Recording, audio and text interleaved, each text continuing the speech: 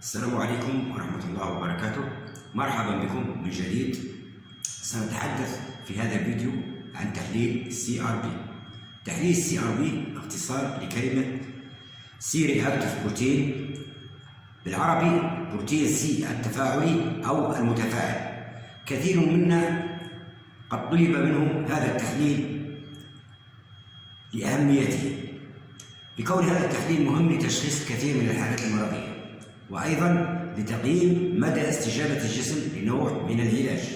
سنتعرف في هذا الفيديو على هذا التحليل ولماذا يتم طلبه، وأسباب ارتفاع معدلاته لدى العديد من الناس. تعريفه بصورة عامة: CRP تحليل يقيس مستوى بروتين C التفاعلي اللي هو C-reactive protein. ذكرنا هذا في فيديو سابق بأن CRP هو عبارة عن بروتين تنتجه الكبد عند وجود التهاب في الجسم. وكما هو معروف أن الكبد هو العضو الرئيسي لتصنيع البروتين وكذلك تخزينه. وذكرنا أيضا أنه فحص عام لا يكشف عن مكان الالتهاب بالتحديد، يعني لا يدل على مرض معين بعينه، إنما يشير أن هناك التهاب بالجسم. لذلك يتم طلب الفحص عند الاشتباه في وجود التهاب، وبالطبع وجود التهاب يعني أن هناك مشكلة صحية. وأيضا يتم طلبه من قبل الأطباء لمراقبة مدى التحسن بعد إعطاء علاج لالتهاب معين في الجسم والذي تم تشخيصه مسبقا، يعني بعد فترة من أخذ العلاج نراقب مستويات CRP. يجب أن نعرف أن الالتهاب قد ينتج من تفاعل يحدث في جهاز المناعة بشكل ذاتي، كذلك ممكن أن يحدث الالتهاب مع وجود مسبب. لذلك نستطيع أن نصنف الالتهاب إلى نوعين رئيسيين.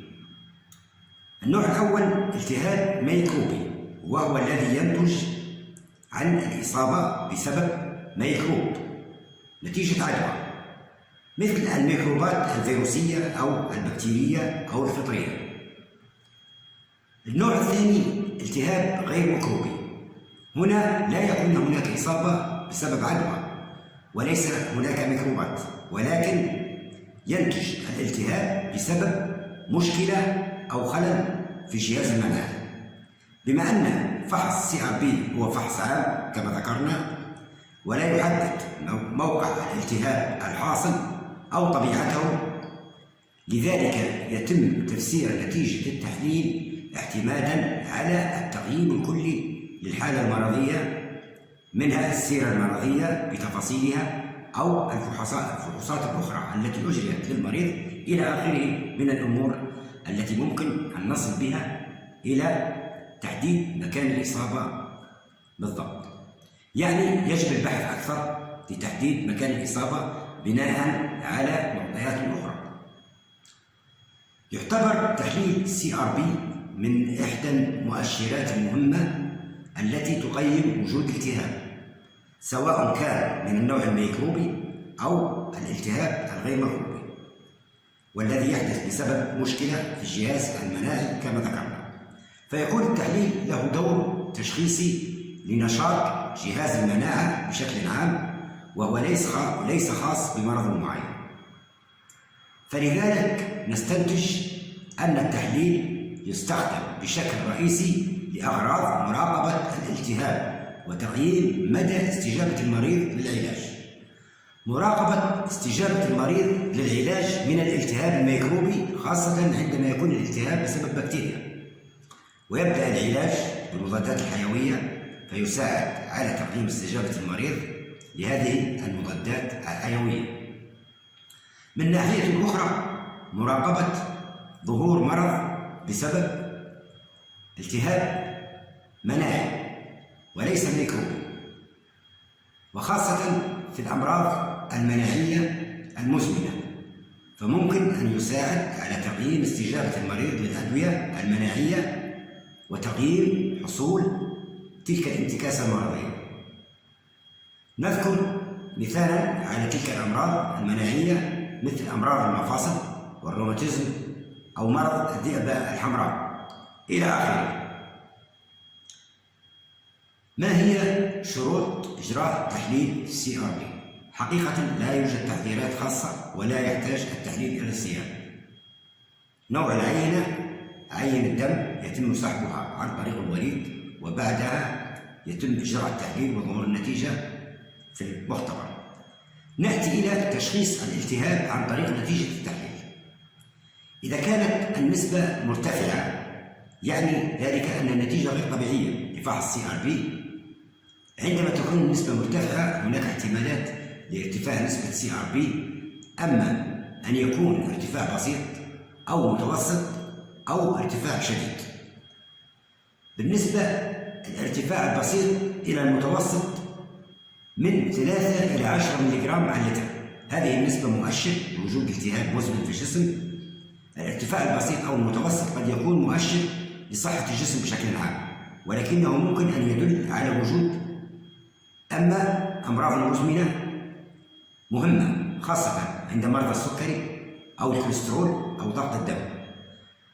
مشاكل غير صحية في نمط الحياة مثل الحمية الغذائية الغير صحية أو قلة ممارسة النشاط البدني والرياضة. الطبيب ممكن أن يفسر النتيجة. قد يكون هناك علامات صحية أخرى يعتمد عليها في التشخيص. نأتي إلى الارتفاع الشديد في نسبة CRP. طبعا الارتفاع الشديد يكون أكبر من 10 ملغ على اللتر. بطبيعة الحال يعتبر مؤشر لوجود التهاب في الجسم، ويجب البحث عن المسبب بإجراء فحوصات إضافية أخرى. مثلا عندما يكون ارتفاع الفحص شديد في الغالب يكون مؤشر لوجود التهاب بكتيري، يعني بسبب البكتيريا. كيف تتم مراقبة استجابة الالتهاب للعلاج؟ في حالات مراقبة استجابة الالتهاب للعلاج تتم إعادة الفحص عدة مرات وتقييم تغيير النتيجة مع مرور الوقت. فعند انخفاض النتيجة الحالية عن النتيجة السابقة مؤشر أن الالتهاب أصبح أفضل. ارتفاع النتيجة الحالية عن النتيجة السابقة مؤشر أن الالتهاب أصبح أسوأ. أسباب انخفاض تحليل CRP: النتيجة الطبيعية لتحليل CRP لا تنفي كليا وجود التهاب في الجسم، ولكن على الأقل النتيجة الطبيعية قد تكون مؤشرا هاما يساعد على استبعاد وجود التهاب ميكروبي شديد. خلاصة الموضوع: تحليل CRP هو مؤشر عام لوجود التهاب أو بقياس نشاط جهاز المناعة، وهو ليس خاص بالتهاب معين. يساعد تحليل CRP في تشخيص الالتهابات. أهميته الرئيسية بكونه يستخدم بشكل رئيسي لمراقبة استجابة هذه الالتهابات للعلاج. نتمنى أن تكونوا قد استفدتم من هذه المعلومات.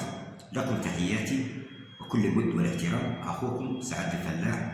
في لقاء آخر إن شاء الله نلتقي، والسلام عليكم ورحمة الله وبركاته.